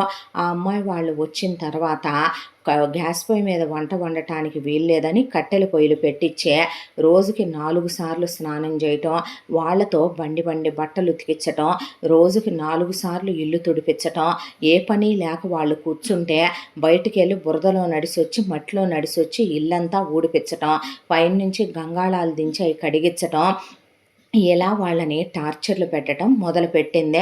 వాళ్ళని నిజం చెప్పాలంటే అంతకుముందు చాముండేశ్వర్ అసలు ఇంట్లో వంటే చేసేది కాదు, రోజు రసం పెట్టి వదిలేసేదే. రాజశేఖరు పిల్లలిద్దరూ అదే తీసుకెళ్లేవాళ్ళు. అమ్మ కూతుళ్ళు మాత్రం సందు చివర కర్రీ పాయింట్ నుంచే మార్నింగ్ పూటేమో హోటల్ నుంచి టిఫిన్లు, మధ్యాహ్నం కర్రీ పాయింట్ నుంచి వీళ్ళకి నచ్చిన నాన్ వెజ్లు, ఆ తర్వాత సాయంత్రం హోటల్ నుంచి పునుగులు బజ్జీలు స్నాక్స్ తెచ్చుకోవటం, ఆ తర్వాత రాత్రికి మళ్ళీ కర్రీ పాయింట్ కూరలో, అన్నం ఆయన మగపిల్లలు కుక్కర్లో పెట్టేసుకునేవాళ్ళు. అంతే తప్ప ఇంత పుల్ల తీసటి పెట్టని చాముండేశ్వరి కూతురు 16 పూట్ల తినటం మొదలుపెట్టారు కోడళ్ళు వచ్చిన తర్వాత. అది వండమని ఇది వండమని కోడళ్ళని ఇది ఎలా వండారు ఇది ఎలా వండారని వాళ్ళని మాటలు అంటాం. ఒకవైపున కూతురు ఏముంది మీరు చేసేది, తిని తేరగా ఇంట్లో కూర్చోటమేగా, ఇంతోటి ఇంట్లో పని కూడా చేయలేక చచ్చిపోతున్నారా ఏంటి, అంత ఒళ్ళు బొరివెక్కేసిందా ఏంటి మీకు అనేసరికి పాపం వాళ్ళేమి మాట్లాడేవాళ్ళు కాదు. పెద్దదని ఈవిడికి విలువిచ్చి రేపు పెళ్లి చేసుకొని వెళ్ళిపోయేది, చిన్నపిల్ల ఎందుకులేని ఆడపడుచు జోలికి కూడా వెళ్ళేవాళ్ళు కాదు. దీపక్ కార్తీక్ వాళ్ళకి పెళ్లి చూపుల్లోనే చెప్పారు, నాన్నగారి కళ ఇలా ఇల్లు కట్టించాలనుకుంటే అమ్మ వల్ల చెల్లి వల్ల ఇలా డబ్బులు పోయినాయి అని. దాంతో వాళ్ళ అమ్మా నాన్నలు కూడా అమ్మాయి వాళ్ళు చదువుకున్నారు కదయ్యా, ఉద్యోగాలు చేయించుకోండి బాబు అని చెప్పారు అల్లుళ్ళకి. వచ్చాక ఆ అమ్మాయి వాళ్ళకి వీళ్ళ ఆఫీసుల్లోనే ఉద్యోగాలు చూసి వెళదామా ఉద్యోగాల కంటే, ఎక్కడికి రా వాళ్ళు వెళ్ళేది అంది చాముండేశ్వరి. ఎక్కడికి ఏంటమ్మా ఉద్యోగానికి అత్తయ్యా, మామయ్య గారు గోడ మీద ఫోటో కట్టించి పెట్టుకున్నారుగా, మీ అబ్బాయిలు ఇల్లు కట్టిద్దాం అనుకుంటున్నారు, వాళ్ళకేదో మా వంతు ఉడతా భక్తి సాయం చేద్దామని. ఆడది తిరిగి చెడుద్దంట, మగాడు తిరక్క చెడతాడంట. ఇప్పుడు మీరు తీసుకెళ్ళి వీళ్ళని ఆఫీసుల్లో చేరుస్తారు, వీళ్ళు మెల్లగా బాసులతో కనెక్షన్లు పెంచుకుంటారు, ఆ తర్వాత గెస్ట్ హౌసులకి ఓయో రూములకి వెళ్ళొస్తారు. వ్యాక్కని 3 నెలలకి వీళ్ళకి వాంతులు అవుతే ఆ పుట్టే వాళ్ళల్లో మీ పోలికలు ఉండవు. ఆ తర్వాత మేము ఇంటి పేరు ఇవ్వాలి, ఆయన తాత నేను నాయనమ్మ అనిపించుకోవాలి. మా అన్నారు కొడుకులు. నోరు ముయ్యండిరా చాలేగానే. మా ముని ముత్తమ్మ ఉద్యోగానికి వెళ్ళిందా, మా ముత్తమ్మ ఉద్యోగానికి వెళ్ళిందా, మా నానమ్మ అమ్మమ్మ వెళ్ళారా, మా అమ్మ ఆ తర్వాత మీ నానమ్మ వాళ్ళు వెళ్ళారా, ఆ తర్వాత ఇప్పుడు నువ్వు వెళ్తున్నావా, రేపొద్దున నీ కూతురు వెళ్ళుద్దా పనికి మాలిందానా అన్నాడు ఆయన. అనేపాటికి అంతే, ఈ ఇంటి కోడళ్ళు అన్న తర్వాత ఇంట్లోనే ఉండాలి, నా కనుసన్నల్లోనే ఉండాలి, ఇంటి పని వంట పని చేసుకోవాలి, అత్తగారికి సేవలు చేసుకోవాలి, పిల్లల్ని కనాలి, ఇల్లు కట్టించుకోవటం అనేది మీ స్వవిషయం, ఇల్లే కట్టించుకుంటారో మీ నాన్నకి సమాధి కట్టించుకుంటారో అది మీ ఇష్టం, వీళ్ళు ఉద్యోగాలకు రావటానికి వీలు లేదు, వీళ్ళు వీళ్ళు రేపొద్దున ఉద్యోగానికి వచ్చే అడ్డమైన చెడు తిరుగుళ్ళు తిరిగే అడ్డమైన బజార్ రకాలని ఊళ్ళో వాళ్ళందరూ అంటే ఈ చాముండేశ్వరి పడుద్దనుకుంటున్నారా మాటలో అనేసరికి వీల్లేదమ్మా, మేము తీసుకెళ్లాల్సిందే ఉద్యోగానికి అన్నారు కొడుకులు. అనేసరికి వెళతాంగా అత్తయ్య, ఇంటి పనులు చేసి వెళతాములే అనేసరికి అమ్మ చెప్తే అర్థం కాదా మీకు? ఉద్యోగానికి వద్దు, నోరు మూసుకొని ఉండమంటే నెప్పా మీకు అంది సునీత. నువ్వు నోరు ముయ్యకపోతే దవడ పగులుద్దన్నాడు రాజశేఖర్ గారు. ఆ తరువాత నా మాట వినకుండా తీసుకెళ్తారా ఉద్యోగానికని వంటగదిలోకి వెళ్ళి ఒక 5 లీటర్ల కిరసనాయిలు పోసుకుంటే ఆ దేవుడు దయదలిచే ఎందుకనరా ఏ కరెంటో షార్ట్ సర్క్యూట్ అయినా అవ్వదో, ఏ గ్యాస్ అయినా అంటుకోదేంటి, కనీసం ఆ పక్కనే దేవుడు గూడుంది, అందులో దీపం దీనికి అంటుకొని 4 నిప్పురవ్వలన్నా రావేంట్రా బయటికి, పెళ్ళాం చచ్చిన విధం ఉండడన్నా పర్లా మొలతాడు దించేసి అయినా తిరుగుతాను నేను అనేపాటికి నువ్వేమీ చావొద్దులే, మేమేమీ తీసుకెళ్ళంలే, ఇంట్లోనే ఉంటారులే, బయటికి జావని కొడుకులు ఏమీ మాట్లాడలేక ఉద్యోగానికి వెళ్ళిపోయారు. మధ్యతరగతి కుటుంబాల్లో పుట్టిన కొడుకులు వాళ్ళు ఇప్పుడు అంతకన్నా ఎదురు సమాధానాలు ఏం చెప్తారో, అంతా దాంట్లో కొత్తగా పెళ్ళయిందన్న మాటే కానీ భార్యల్ని దగ్గరికి తీసుకోబోతే ఈరోజు అస్సలు ఓపిక లేదు. అత్తయ్య ఈరోజు అటక మీద ఉన్న గంగాళాలన్నీ తీయించి చింతపండేసి ఉప్పేయించి తోమిచ్చిందా, నడుం విరిగిపోతోంది పెళపెళ, చేతులన్నీ మంటలు పుడుతున్నాయంటే ఒక అబ్బాయి కూర్చొని కళ్ళల్లో నీళ్లు తిరిగి ఆ అమ్మాయి అరికాళ్ళకి అరిచేతులకి కొబ్బరి నూనెలు రాసుకుంటూ, ఎక్కడైనా భార్యాభర్తల సంగమంలో అలిసిపోవాలి కొత్తగా పెళ్ళైన దంపతులు, ఇదేం కర్మోనని క్రీములు రాసుకుంటూ ఒక అబ్బాయి కూర్చుంటే ఇంకొక అబ్బాయి భార్య అత్తయ్య ఈరోజు కట్టెల పొయ్యిల మీద నీళ్లు కాచమని పిండి వంటలు వండమని వంటంతా కట్టెల పొయ్యి మీదే వండిచ్చిందా, 4 సార్లు ఇల్లు తడిగుడ్డ పెట్టించారు, గోడలు కూడా కడిగిచ్చింది, మోకాళ్ళు అసలు పని చేయట్లేదు అనేపాటికి కళ్ళల్లో నీళ్లు తిరిగి ఇక పెళ్ళానికి జెండు బాము రాసి కాళ్ళకు కాపడం వేసుకొని దగ్గరికి తీసుకొని పడుకోబెట్టుకొని వీళ్ళ సంసారాలు 365 రోజులు సంవత్సరానికి ఉంటే అందులో 60 రోజులు కూడా పెళ్ళాలతో కాపురం చేయకుండా అమ్మ అవసాన టార్చర్ పెడుతుందని పెళ్ళాలని అర్థమైందే. వీళ్ళ బాధ చూడలేనే ఆ అమ్మాయిలిద్దరూ ఏదైతే అదైందని ఒక రోజున దీపక్తో కార్తీక్తో మమ్మల్ని బయటికి తీసుకెళ్తున్నామని ఆఫీస్కి తీసుకెళ్ళండి, ఇంటర్వ్యూకి అటెండ్ అవుతాం, మీ ఆఫీసులోనే మా ఇద్దరికి వర్క్ ఫ్రమ్ హోమ్ ఇప్పించండి, అత్తయ్య మధ్యాహ్నం నిద్రపోద్ది అప్పుడు లాగిన్ అయి చేసుకుంటాం, ఆడపడుచు కాలేజీకి వెళ్ళిపోయిన తర్వాత అత్తయ్య పెత్తనాలకు వెళ్ళుద్ది అప్పుడు లాగిన్ అయి చేసుకుంటాం, ఈవినింగ్ టైమ్స్లో అత్తయ్య ఆడపడుచు కలిసి ఇంటి చుట్టుపక్కల వాళ్ళని పోగు చేసి కూర్చుంటారు, అప్పుడు లాగిన్ అవుతాం, రాత్రికి చేసుకుంటే కంప్లీట్ అయిపోద్ది ఆ రోజు వర్క్ అనేసరికి కళ్ళల్లో నీళ్లు తిరిగి పాపం వాళ్ళంతగా అడిగారనే తీసుకెళ్ళి ఉద్యోగాలు ఇప్పించారు. ఇప్పించేసరికి చెరో ల్యాప్టాప్ దొంగతనంగా బట్టల మధ్య పెట్టుకొని ఎలాగోలాగా ఒకళ్ళు పని చేస్తుంటే ఇంకొకళ్ళు సైగ చేసుకొని వెళ్ళి ఆఫీస్ వర్క్ చేసుకోవటం, మళ్ళీ ఒకళ్ళు బయటకు వచ్చి ఇంకొకళ్ళు వెళ్ళి చేసుకోవటం, ఇలా మొత్తానికి వర్క్ చేస్తూ ఎలాగోలాగా మొగుళ్ళతో కాపురాలు చేసే ఓపిక లేకపోయినా ఇంట్లో అత్త చేయి చేసుకున్నా తిట్టినా నానా మాటలన్నా వాళ్ళ పుట్టింటి వాళ్ళని తెప్పినా హీనంగా మాట్లాడినా ఉద్యోగం అయితే మొగుళ్ళ కోసం చేస్తున్నారు. మామగారి ముఖం చూసే ఆయనకి తెలిసి కళ్ళల్లో నీళ్లు తిరిగిపోయి, ఏమే చాము ఒక మాట చెప్పనా, ఆ పిల్లల్ని అలా చెండుకు తింటున్నావు కదా, నీకు ఒక కూతురు ఉంది కదా, రేపొద్దున కోడళ్ళ ఉసురు నీ కూతురు కొట్టదనుకుంటున్నావా, నీకు కొట్టదనుకుంటున్నావా, నీకేమైనా రేపొద్దున అంతిమ దినాలు వచ్చినాయి అనుకో, పక్షవాతం వచ్చి నీకు నోరు కాళ్ళు చేతులు పడిపోయినాయి అనుకో, ఈ పురుగులు పడి చచ్చావనుకో, ఆ కోడళ్ళే చూడాలి, నీ గొంతులో నీళ్లు పోయాలి, రేపొద్దున నువ్వు నీ కోడల్ని ఎలా చేస్తున్నావో అంతకు 100 రెట్లు నీ కూతురు అనుభవించకపోతే దేవుడు అనేవాళ్ళు లేనట్టే కానివే అన్నాడు ఆయన. అమ్మ కూతుళ్ళు ఇద్దరూ కలిసి మనుషుల్లా కాదు మృగాల్లా ప్రవర్తిస్తున్నారో, ఏ పాపాన పోతారో మీరు అని పాపం కోడళ్ళు ఉద్యోగం చేస్తున్నారని తెలిసే ఆయన జాగ్రత్తమ్మా అని చెప్తే జీతం మాత్రం అకౌంట్లో పడేదే. ఆ తర్వాత ఇలా 1 సంవత్సరం కాదు 2 ఏళ్ళు కాదు కష్టపడే ఇక 3 సంవత్సరాల పాటు పగలు రాత్రి అనే తేడా లేకుండా దీపక్ కార్తీక్తో పాటు వీళ్ళిద్దరూ ట్యూషన్ చెప్తూ ఇంట్లో చాకిరీ చేస్తూ ఒకవైపున ఉద్యోగం వర్క్ ఫ్రమ్ హోమ్ చేసుకుంటూ ఇలా మొత్తానికి రూపాయి కూడబెట్టి భర్తలకు ఇవ్వటం మొదలుపెట్టారు. ఈలోపు 4 సంవత్సరాల్లో అవ్వాల్సిన సునీత బీటెక్ బ్యాక్లాగ్స్ ఉండి 5 ఏళ్లకు అమ్మగారు మొత్తానికి కంప్లీట్ చేసుకొచ్చింది. ఆ తర్వాత కూతురికి పెళ్లి చేయవా ఏంటి అంది చాముండేశ్వరి. అప్పుడే ఏం పెళ్ళే, ఇల్లు కడదాం అనుకుంటున్నాంగా, ఇల్లు అయిపోయిన తర్వాత పెళ్లి చేద్దాం, వీలు లేదు, అసలంత టైం లేదు. దేనికి లేదు టైము అన్నాడు ఆయన. దేనికి లేదంటే మంచి ముహూర్తాలు రావద్దు, వయసులో ఉన్న పిల్లని ఆపుకొని కూర్చుంటావా ఏంటి అంటే, పెళ్లి కొడుకేదో పక్కింట్లోనే ఉన్నట్టు చెప్తావేంటి, పక్కింట్లో ఎందుకు, నీ చెల్లెలు చారులత కొడుకులేడా ఏంటి జగదీషో, వాడా, నేను అసలు పిల్లని అలా నా చెల్లెలు కొడుకు ఇద్దామని నేనేనాడు అనుకోలేదే. పెద్ద కోడలికి తమ్ముడున్నాడు, రెండో కోడలికి అన్నయ్య ఉన్నాడు, నా స్నేహితులు కొడుకులున్నారు, అబ్బాయి వాళ్ళ స్నేహితులు బోల్డంత మంది ఉన్నారు, ఎవరో ఒకళ్ళల్లో ఒక మంచి సంబంధం చూసి ఇద్దాం అనుకుంటున్నాను, నేను అలా ఇద్దామని అనుకోవట్లేదని ఆయనంటే, లేదు లేదు, అయిన వాళ్ళల్లో ఇచ్చుకోవాలి కానీ బయట వాళ్ళల్లో ఇచ్చుకుంటామా, పైగా చిన్నప్పటి నుంచి వాళ్ళిద్దరూ ఒకళ్ళొకళ్ళు ఇష్టపడుతున్నారు, నేనైతే మీ చెల్లెలు కొడుక్కే ఇద్దామని చెప్తాను, మొదటి నుంచి ఎందుకే, నాకు కూడా దాని మీద లేనంత అతి నీకెందుకు అర్థం కాదు, అయిన వాళ్ళమన్నాకు మాట అనుకోకుండా ఉంటామా, అయినా అదేం చేస్తుందే, ఆ రోజున మనకేదో కలిసి వచ్చుద్దు అనుకుందే, కాకపోతే దాని తెలివితేటలు ఎంత అంటే, దాని ఆస్తి కథలు ఇవ్వకుండా అత్తామామల దగ్గర 10 లక్షలు తెచ్చి పెట్టేంత, మన తెలివితేటలు ఎంత అంటే, నీ మాటలు విని నేను నా దరిద్రం ఎంత అంటే నిన్ను చేసుకొని ఎక్కడం ₹1,00,00,000 వెళ్ళే పొలం అమ్మేసుకొని నా బిడ్డల్ని ఇలా ఉద్యోగాలకు పంపుతూ నా కోడళ్ళని ఇలా చాకిర్లు చేయిస్తూ ఉండే అంత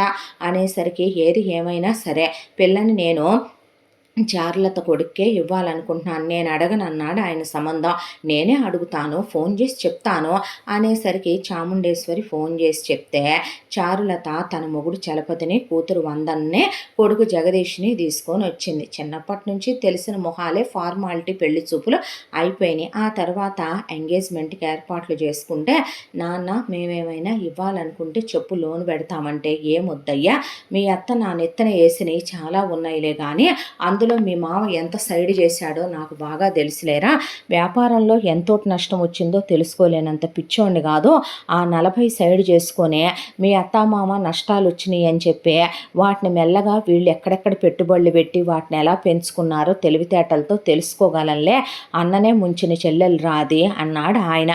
ఆ తర్వాత ఇక ఎంగేజ్మెంటు అయిపోయిన తర్వాత కూర్చొనుంటే, ఎంగేజ్మెంట్ దగ్గర మా అన్నయ్య ఫ్రీగా కొట్టేస్తున్నాడు నా కొడుకుని అంది చారులత. నోరు ముయ్యవే చాలేగానే, పుట్టింటిని పైకి తీసుకొచ్చే చెల్లెల్ని చూసుంటారు ఎవరైనా, అన్న నెత్తి మీద గుడ్డేసి నిండా ఆరిపిన చెల్లెలివి నువ్వు, నీ తెలివితేటలతో నీ ఆస్తి నువ్వు ఉంచుకున్నావు, ఆ రోజు నీ మొగుడు గవర్నమెంట్ ఉద్యోగానికి వెళ్తున్నాడని మాట మాత్రం నాకు చెప్పలేకపోయావు, చెప్పుంటే నేను రాసుండేవాడిని, ఇవాళ మా పరిస్థితి ఇలా ఉండేది కాదు, అసలు నువ్వు వ్యాపారం అనే సందకాడ మా ఇంటికి వచ్చి కూర్చొని ఈ పనికి మాలిన దానికి ఉన్నయి లేనియి చెప్పి దీన్ని నువ్వు ఊదరగొట్టకుండా ఉండుంటే గనక ఈరోజు నా కొడుకులు ఎందుకు ఉద్యోగాలకు వెళ్తారు, నా పొలము ఈ రోజున ₹1,00,00,000 ఉండేదే, ఈ రోజున ఆ ఇంటి స్థలంలో అపార్ట్మెంట్ లేపారు, అమ్మా నాన్న కడుపుని చెడబుట్టావు కదే అనకూడదులే కానీ పుట్టింటికి పేరు తెస్తారంట ఆడపిల్లలు, అలాంటిదే అన్నని వీధికి ఈడ్చుకొచ్చావు అనేసి ఆయన వదిలేశాడు అక్కడికే.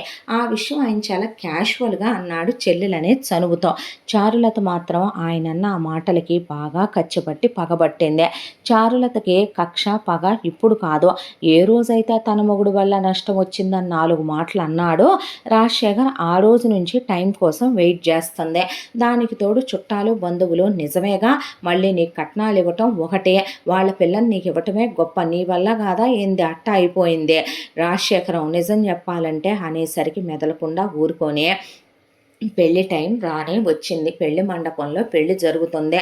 కరెక్ట్గా తాళి కట్టడానికి 2 నిమిషాలు ఉందనంగా చిటికేసి, లేరా లేచి నుంచో నువ్వు అందే. అనేసరికి రాజశేఖర్ కోడళ్ళు, ఏమైందండి, ఎందుకు లేచి నుంచోటం అనేసరికి, ఏమైంది ఎందుకే లేవటం అన్నాడు.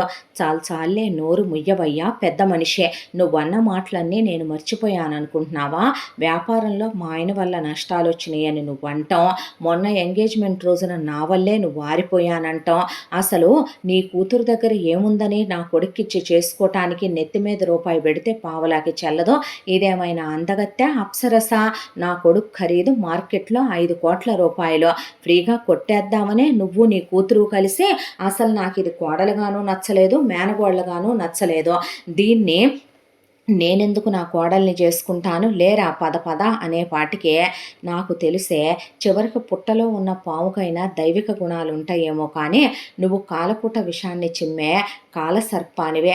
అమ్మా నాన్నల కడుపుని చెడబుట్టావు. నేను తాగిన ఎంగిలి పాలు తాగి పెరిగిన నీలో నాలో లేని విషపు గుణాలున్నాయి. నువ్వు అంత నక్క వినయాలు ప్రదర్శిస్తూ నటించినప్పుడే అనుకున్నాను నువ్వు ఇలాంటి అవమానం ఏదో చేయటానికే ఈ పెళ్లిలో ఎంత నటన నటిస్తూ ఉన్నావని. నాకు బాగా అర్థమైందే. నీ కొడుకు కాకపోతే నా కూతుర్ని చేసుకునే వాళ్ళు లేరనుకుంటున్నావా? వెళ్తే వెళ్ళవే మండపంలో నుంచి. అతిగతి దిక్కు మొక్కు లేకుండా ఉన్నామనుకుంటున్నావా అనేపాటికి చాముండేశ్వరి పరిగెత్తుకొచ్చి, అయ్యా నువ్వు తొందరపడబాకు, అయ్యా నువ్వు గబగబా మాట్లాడబాకు, అయ్యా నీకు దండం పెడతాను అనేసరికి దేనికే? మన కొడుకులు బంగారాలు, మన కోడళ్ళు బంగారాలు, నువ్వు నేనేమైనా క్యారెక్టర్లెస్ వాళ్ళమా? మన బిడ్డ ఏమైనా తప్పుడు పనులు చేసిందా భయపడటానికి? ఇప్పుడికిప్పుడు మన అమ్మాయిని చేసుకోవటానికి నా స్నేహితులు కొడుకులున్నారు, అబ్బాయి వాళ్ళ స్నేహితులున్నారు, పెద్దమ్మాయి అన్నయ్య ఉన్నాడు, రెండో అమ్మాయి తమ్ముడున్నాడు. ఎవరు లేరు? ఎవరో ఒకళ్ళు బంగారం లాగా చేసుకుంటారు. ఏమయ్యా నా కూతుర్ని చేసుకోరా అనేపాటికి, ఎందుకు చేసుకోరులే బావగారు అన్నారు వియ్యంకులు కూడా.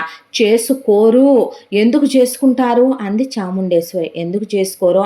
అమ్మాయి నెల తప్పింది కాబట్టి అనేసరికి షాక్ అయి నిలబడిపోయారు అందరూ. ఎవరితో నెల తప్పిందే? ఎవరితో ఏంటి? నీ మేనల్లుడితోనే నెల తప్పిందయ్యా. ఎలా అన్నాడు ఆయన. చిన్నప్పటి నుంచి నీ చెల్లెళ్ళకి కాస్త ఆస్తిపాస్తులు ఉన్నాయి అనే దాంతో నేనే బావతో చనువుగా ఉండు, ప్రేమగా ఉండు అని చెప్పాను. నేనేమీ కాలు జారమనలేదు. వయసులో ఉన్న పిల్లలు మనసిచ్చి పుచ్చుకున్నారు, కోరిక లాగుతీయ, దాంతోనే తొందరపడ్డారు. అమ్మాయికి 5వ నెల గర్భం. ఆ విషయం నీకు తెలిస్తే నువ్వు చంపేస్తావనే దాంతో నేనే ఆ విషయాన్ని దాచిపెట్టి, అందుకే తొందరగా పెళ్లి చేయి అన్నాను. ఆ కడుపు నీకు, నీ కొడుకులకి, నీ కోడళ్ళకి కనపడకుండా, జనాలకు కనపడకుండా ఉంచడానికి నేను ఎన్ని తిప్పలు పడ్డానో నీకేం తెలుసు అనేసరికి ఆయన అసలు అవాక్కైపోయి అలా నిలబడిపోయాడు. అంతా దాంట్లో శభాష్, ఏమన్నా మగాడివిరా నువ్వు, మగాడిని కన్నానురా నేను. ఇప్పుడిచ్చి చేసుకో రాజశేఖర్ నీ కూతుర్ని, ఎవడు చేసుకుంటాడో. రండి కాయ రాజా కాయ్, రండి బాబు రండి. ఆలసించిన ఆశాభంగం. నా కలిసొచ్చే కాలానికి నడిచొచ్చే కొడుకుతో సహా పెళ్లి కూతురు రెడీగా ఉందనే అవమానించింది చారులత. ఆయన కళ్ళల్లో నుంచి ధారలుగా నీళ్లు కారిపోయి చారులత వాళ్ళు వెళ్తుంటే, నువ్వు వెళ్ళొద్దు చారులత, నీ కాళ్ళు పట్టుకుంటాను చారులత, అత్త వెళ్ళొద్దు, బావ వెళ్ళొద్దు, మీ దండం పెడతానని చారులత కాళ్ళతో ఎగిరెగిరి తంతన్నా ఆయన ప్రాణం బిక్క చచ్చిపోయి మండపంలో ఉన్నోళ్ళందరూ అలా చూస్తూ చివరికి నేల బారుకి ఈడ్చుకుంటూ వెళితే ఒకవైపున చారులత, చలపతి, చారులత కూతురు కొడుకు కాళ్ళు పట్టుకుంటూ ఉంటే చాముండేశ్వరి పేగులు తెగిపోయి కోడళ్ళకు కూడా దుఃఖం వచ్చే, ఏంటండి ఇప్పుడు అక్కడ దాకా వస్తే డిఎన్ఏ టెస్టులు చేయించితే మీ అబ్బాయిదే డిఎన్ఏ అని తెలుస్తుంది, ఏం చేస్తారు? అప్పుడు జైలుకి వెళ్తాడా ఏంటి మీ అబ్బాయే అని అడిగేసరికి ఒక్క నిమిషం ఆగింది చారులత. సరేనే, అలాగైతే నా కొడుకు ఖరీదు 5 కోట్లు, 5 కోట్ల రూపాయల దాంట్లో నా కొడుకు చేసిన తప్పుకి 4.5 కోట్లు రద్దు చేస్తాను. ఇప్పుడికిప్పుడు ఇదే పెళ్లి మండపంలో తాళి కట్టించాలి అంటే 50 లక్షల రూపాయల రొక్కం, 1/2 కేజీ బంగారం ఈ నిమిషం మీరు ఇచ్చేటట్టయితే గనక చేసుకుంటాను. పెద్ద మనుషుల నుంచున్నారుగా, న్యాయం చెప్పండి అనేసరికి వాళ్ళు 50 లక్షలు 1/2 కిలో బంగారమా అనేసరికి, అంతేగా మరి, అది కూడా లేకుండా చేసుకుంటే నా కొడుకులో లోపాలు ఉన్నాయి అనుకోరు అనేసరికి, వీళ్ళిక్కడ ఇలా ఉండేసరికి సునీత వెళ్ళి ఉరిబిగిచ్చేసుకొని, నీ కడుపున నేను కూతురుగా పుట్టడం తప్పు, కట్నాలు ఇచ్చుకోలేని తండ్రి అయిన ఈయనకు పుట్టడం తప్పు, అసలు అతిగతి లేని అన్నలకి చెల్లెళ్ళై పుట్టడం తప్పు, నేను బావను ప్రేమించడం తప్ప, ఇప్పుడైనా బావ మీరు కట్నం డబ్బులు ఇస్తే నన్ను పెళ్లి చేసుకుంటాడు, చివరికి ఆడపిల్ల శవం మీద ఇది వ్యాపారం చేస్తున్నారు మీరు, వ్యవహారాలు నడిపిస్తున్నారు మీరని ఏడుపు లంకించుకుంది సునీత. నువ్వేమీ చావక్కర్లేదులే కానీ ఆ డబ్బులు మేమిస్తాం, నువ్వు బయటికి రా అన్నారు అన్నలు వదినలో. ఏదో మాట వరుసకు అన్నానులే, వీళ్ళెక్కడి నుంచి తెచ్చిస్తారనుకున్న చారులత హతాశురాలైపోయి, నిజంగా ఇస్తారా అందే. నిజంగా ఇస్తాం, ఇప్పుడే ఇస్తాం అని చెప్పి అక్కడికక్కడే 50 లక్షల రూపాయలు ఇస్తే మరి 1/2 కిలో బంగారం అన్న తర్వాత పెళ్ళికని అంతా దాంట్లో కూడా చాముండేశ్వరి ఒక 10 తులాలు ఎప్పటి నుంచో చీటీ వేస్తున్నానని తీసుకుందే. ఆ చీటీ డబ్బుల్లోంచి ఒక 10,00,000 రూపాయలు ఇప్పుడు పెళ్లి ఖర్చులు ఖర్చు పెట్టేశారు. దాంతో చేసేదేమీ లేక కోడళ్ళకే పుట్టింటి వాళ్ళు పెట్టిన బంగారం మొత్తం ఒలిసేసే, చాముండేశ్వరి ఒంటి మీద ఉన్న మంగళసూత్రాలతో సహా మొత్తం తీసే, రాజశేఖర్ వేళ్లకున్న ఉంగరాలు, ఆయన మెళ్ళో గొలుసు, బ్రేస్లెట్, కొడుకులకి అత్తగారు వాళ్ళు పెట్టిన మొత్తం తీసి వేసిన తర్వాత కూడా ఇంకా బంగారం తగ్గింది కాటాలో. తగ్గేసరికి కోడళ్ళు అమ్మా అని వాళ్ళ పుట్టింటి వాళ్ళ వైపు చూస్తే చేసేదేముందే, అక్కడికక్కడే ఊర్మిళ వాళ్ళమ్మ, సింధు వాళ్ళమ్మ వాళ్ళ చేతులకున్న గాజులు తీసి వాళ్ళ మెళ్ళో ఉన్న నెక్లెస్లు తీసి అందులో పడేశారు. పడేస్తే అప్పుడు అరకిలోకి తూగింది. ఆ తూగిన అరకిలో బంగారం పెట్టిన తర్వాత చచ్చినట్టు అంతమంది జనంలో చెయ్యాలి కాబట్టి ఇష్టం లేకపోయినా తప్పకపోయినా సునీత మెళ్ళో జగదీష్తో పెళ్లి చేయించే, ఇక ఆ తర్వాత అలా కోడల్ని తీసుకొని కారు ఎక్కిందో లేదో చారులత అమ్మ అనే చాముండేశ్వరి కూర్చుండిపోయింది.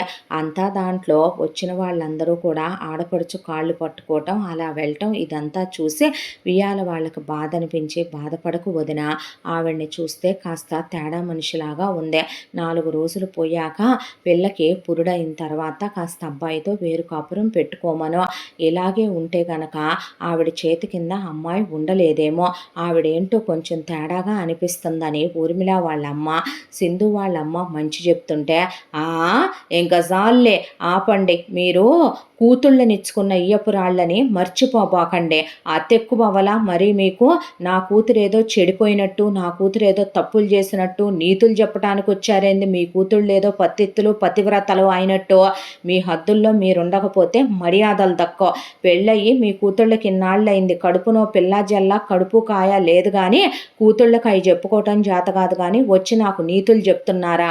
మేము 100 అనుకుంటాం, చెయ్యి అనుకుంటాం, తువ్వు అనుకుంటాం, కలిసిపోతాం, మధ్యలో మీరెవరో వచ్చి మాట్లాడటానికి అనేసరికి అశుద్ధం మీద రాయటం, దీని నోట్లో నోరు పెట్టడం ఒకటేనన్నట్టు వాళ్ళు పక్కకి వెళ్ళిపోయేపాటికి రాజశేఖర్కి కోపం కట్టలు తెంచేసుకుంది. ఆయనకే కట్టలు తెంచుకునేసరికి ఆయన అక్కడే కూర్చొని స్పీచ్లు ఇస్తున్న చాముండేశ్వరిని ఎడంకాలి చెప్పు తీసుకొని పట్టా పట్టా పట్టా కొట్టేపాటికే మండపంలో వాళ్ళందరూ అదిరిపోతే నన్ను చెప్పుతో కొడతావా అనేసరికి కొట్టుకుంటా కొట్టుకుంటా కొట్టుకుంటా చాముండేశ్వరి రోడ్డు మీద పరిగెత్తుతా ఆయన చెప్పులు తీసుకొని కొట్టుకుంటా ముందు పడి వెళ్తుంటే కొడుకులు మామయ్య వచ్చిన వాళ్ళందరికీ భోజనాలు పెట్టి కొంచెం కళ్యాణ మండపంలో మీరు సెటిల్ చేసి రారా అనేసరికి పరిగెత్తుకుంటా కోడళ్ళు కొడుకులు వెళ్ళేసరికి చెప్పులు పీస్ అయిపోయి పిల్లలు వెళ్ళేపాటికే 4-5 బెల్టులు తెగిపోయి చాముండేశ్వరి లేవలేక ఆయన కాళ్ళు పట్టేసుకొని చచ్చిపోతానయ్యా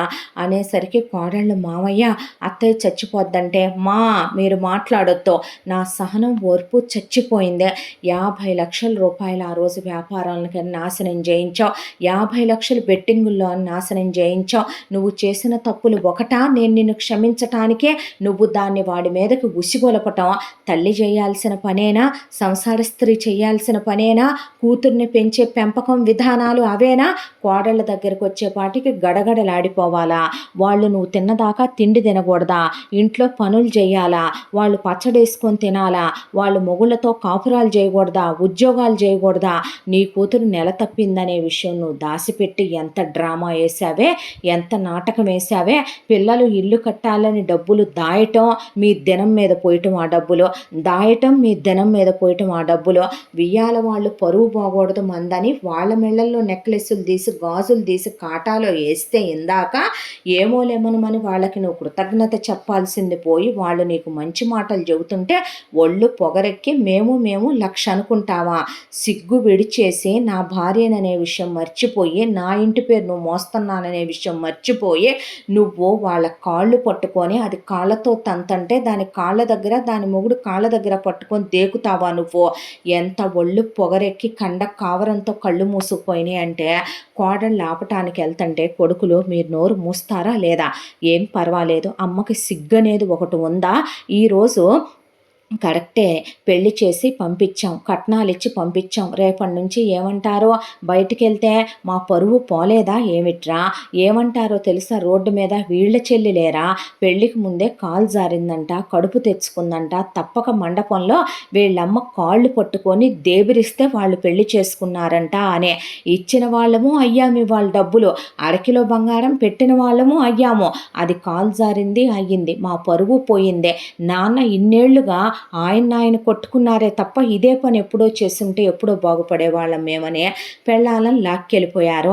ఆ తర్వాత చాముండేశ్వరి గదిలోకి వెళ్ళి తలుపేసుకొని 2 రోజులు కళ్ళు తిరిగి పడిపోయి తలుపు తీలా. కోడళ్ళు తాళాలు వాళ్ళని పిలిపించి తలుపు బద్దలు కొట్టించి తలుపు తీసి అంబులెన్స్లో వేసుకొని హాస్పిటల్ తీసుకెళ్తే ఒక 7-8 బోన్స్ సిరిగిపోయినాయి అమ్మ అని డాక్టర్ చెప్పేసరికి పిండి కట్టేయించుకొని ఇంటికి తీసుకొచ్చి మంచం మీద పడుకోబెడితే తగ్గిందాక తానే ఉన్నాడు రాజశేఖరు. తగ్గిపోయిన తర్వాత ఇప్పుడు కోడళ్ళు డైరెక్ట్గానే ఉద్యోగానికి వెళతారే. నువ్వేం చేస్తావో నేను చూస్తానంటే, మేము ఉద్యోగానికి వెళ్ళం మావయ్య, ఉద్యోగాలతో పెట్టుకుంటే ఇంక అవ్వదులేండి, మేమిద్దరం కలిసి బొటిక్ పెట్టుకుంటాం, మా ఇద్దరికి టైలరింగ్ వచ్చనే. కోడళ్ళు పాపం వాళ్ళు పుట్టింటి వాళ్ళ దగ్గర నుంచి పెట్టుబడి తెచ్చుకొని వాళ్ళు ఒక 7-8 మిషన్లు 4 మగ్గాలు పెట్టుకొని వాళ్ళు బొటిక్ పెట్టుకున్నారు. కొడుకులు ఇద్దరూ కలిసి ఆఫీసు మారి కాస్త ఎక్కువ జీతానికి కాస్త పొజిషన్ పెరిగి వాళ్ళు ట్యూషన్ పాయింట్ లాగా ట్యూషన్ పెంచేసి వాళ్ళు 5th క్లాస్ పిల్లల దగ్గర మొదలు పెడితే ఇంజనీరింగ్ పిల్లల వరకు ట్యూషన్ చెప్పుకుంటామని కోడళ్ళు ఒకవైపున హోమ్ ట్యూషన్లు ఒప్పుకొని వాళ్ళు నలిగిపోతుంటే చాముండేశ్వరి కాలు మీద కాలు వేసుకొని టీవీ చూస్తూ కూతురుతో ఫోన్ చేసి మీటింగులు మాట్లాడటం మొదలుపెట్టింది. దాంతో ఆయన మళ్ళీ ఇంకో జత చెప్పులకి పని చెప్పక తప్పలేదు. చాముండేశ్వరి ఈసారి పారిపోబోతుంటే ముడిపట్టుకున్నాడు ఆయన. ఆ తర్వాత ఎప్పుడైనా ప్రాణం మీదకి వస్తుందని ఒక 5 లక్షల రూపాయలు ఉంచాడు ఆయన.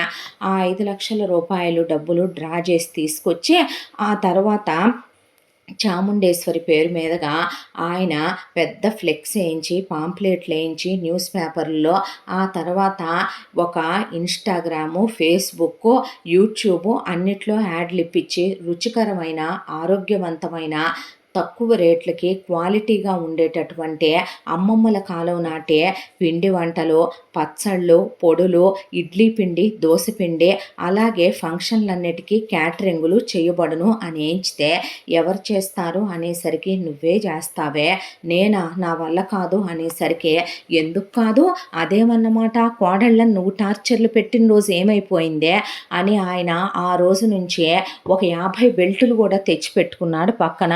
రోజుకి 2-3 బెల్ట్లకు పని చెప్తూ తెల్లవారుజామున 3ంటికే లేపి, ఇప్పుడే లేవకపోతే 20 కేజీల పాలకోవా ఉంది అవ్వదలే కానీ పద కట్టెల పొయ్యిల మీద వంట అని చెప్పాం, వండుదు కానిపా, కోడళ్ళు సాయం చేయపోయినా వద్దమ్మా మీ బొట్టికుల దగ్గర పనులు మీరు చూసుకోండి అని చెప్పి నువ్వే చేద్దు కానీ ఈరోజు 20 కేజీల లడ్లు ఉన్నాయి, జంతికలు ఉన్నాయి, పద, అలాగే క్యాటరింగులు ఇవి ఉన్నాయి, పద ఇడ్లీ పిండి వేయాలి, దోశ పిండి వేయాలని ఆయన ఒక వైపున షాప్ పెట్టుకొని ఆయన చేతి కింద ఒక కుర్రాన్ని పెట్టుకొని ఆయన ఒక వైపున అమ్ముతూ ఆర్డర్లన్నీ దగ్గరుండి చూసుకుంటూ రా మెటీరియల్స్ తెప్పిస్తూ ఇలా చాముండేశ్వరి చేత 1 సంవత్సరం చేయించే పాటికి దేవుళ్ళు దిగొచ్చి కొడుకు కోడళ్ళ కాళ్ళ మీద పడి నేను చచ్చిపోతాను, చేతి కిందకి 4 మనుషుల్ని పెట్టంటే నేను పెట్టనంటే 2 మనుషుల్ని కొడుకు కోడళ్ళ కాళ్ళు పట్టుకొని వియ్యాల వాళ్ళకి సారీలు చెప్పి వాళ్ళతో కూడా చెప్పించి చేతి కింద 4 మనుషుల్ని పెట్టుకొని పోతావు, వాళ్ళతో చేయించు, నువ్వు పై ఎత్తున ఛాన్సపోతే సస్తావు అనేసరికి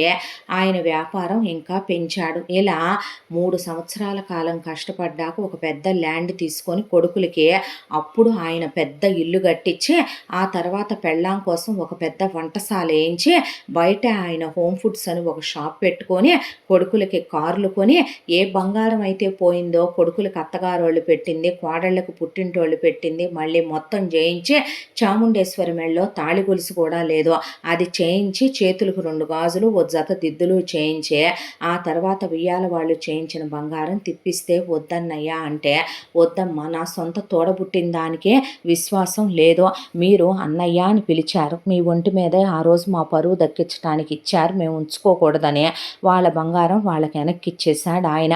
ఆ తర్వాత చాముండేశ్వరి చేతి కింద 10 మంది పనోళ్ళని పెట్టి ఆయన అలాగే ఆ హోమ్ ఫుడ్ బిజినెస్ కంటిన్యూ చేయించుతూ కోడళ్ళు బొటిక్కెళ్ళొస్తూ కొడుకులు ఉద్యోగాలకి వెళ్ళొస్తూ తర్వాత కోడళ్ళు ప్రెగ్నెంట్లయ్యే ఒక్కొక్కళ్ళనే కని ఆపరేషన్ చేయించేసుకున్నారు. వద్దు నాన్న ఎక్కువ మంది అవ్వటమే తిప్పలైపోయిందంటే మీ ఇష్టమయ్యా అనేసాడు ఆయన. ఇద్దరికి చెరొక కొడుకు పుట్టారు. ఆ తర్వాత ఆ పిల్లల కోసమని ఆయన ప్రాపర్టీలు కొంట చాముండేశ్వరిని మాత్రం ఆయన చేతి కింద నుంచి వదలకుండా పట్టుకున్నాడు గట్టిగా. కోడళ్ళని కడుపు నిండా తినండమ్మా హాయిగా నిద్రపోండని ఏసీ పెట్టించాడు చాముండేశ్వరికి కూడా. ఇప్పుడు పనులు చేయించకపోతే నడుములు ఇరిగిపోతాయి అని చెప్పాడు ఆయన. పై ఎత్తున ఆయన చూసుకోవటం మొదలుపెట్టాడు. ఇంత దాంట్లో గెంతుకుంటా పెళ్లి చేసుకున్నందుకు చారులత సునీతను ఉద్యోగానికి పంపిస్తూ ఇద్దరిని కనిచ్చిందే. ఇద్దరు పిల్లల్ని చూసుకుంటూ ఉన్న ఆస్తిలో మొత్తం ఒక 80% కూతురు వందనకి పెట్టేసి ఒక 20% కొడుకు కుంచిందే.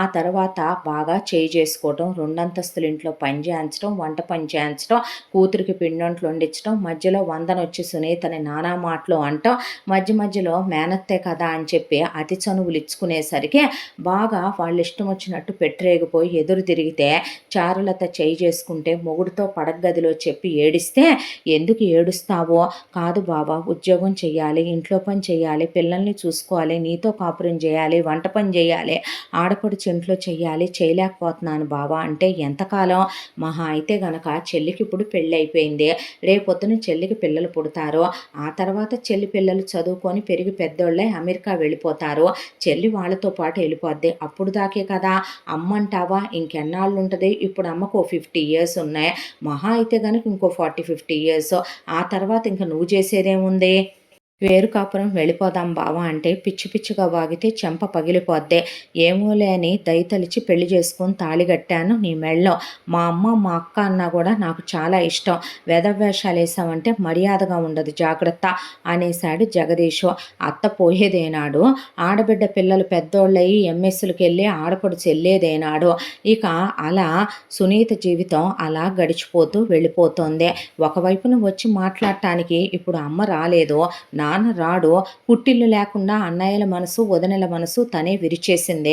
ఒకానొక రోజు వదినలు అందగా, ఏముంది మీరు చేసేది, ఇంట్లో పని చేయలేకపోతున్నారా అని.